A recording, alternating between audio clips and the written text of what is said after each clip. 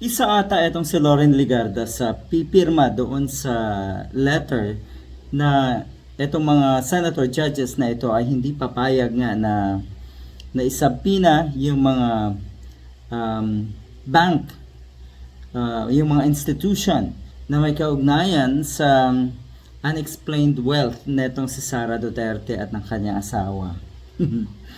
At ang sinasabi na itong si Ligarda, sa gitna ng paglilitis, ang sinabi niya, binigyan diin niya ang masusing paghahanap sa katotohanan.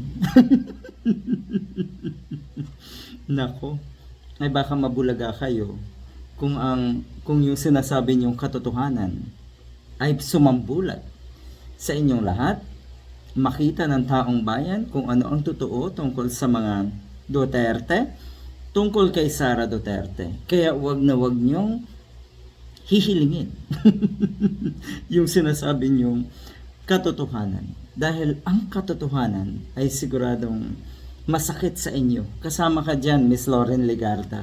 Maraming katotohanan na dapat ilantad, na dapat mabuking, na dapat ibulgar. At nako, ay kung paano kung yung anak mo ay sumunod diyan sa sinasabi mong katotohanan. Tignan niyo ang nangyari. Hinaharap na ngayon ni Marcoleta ang katotohanan. At ang katotohanan na yan ay dapat silang magbayad, dapat silang panagutin. At ang katotohanan din, syempre, dito sa impeachment case na ito ay siguradong ikagugulat nyo. Kaya uulitin ko, Miss Lauren Ligarda, pabayaan mo na lang na sumambulat ang katotohanan. Huwag mo nang hilingin. Huwag ka nang mag-abala dahil siguradong lalabas at lalabas ang katotohanan.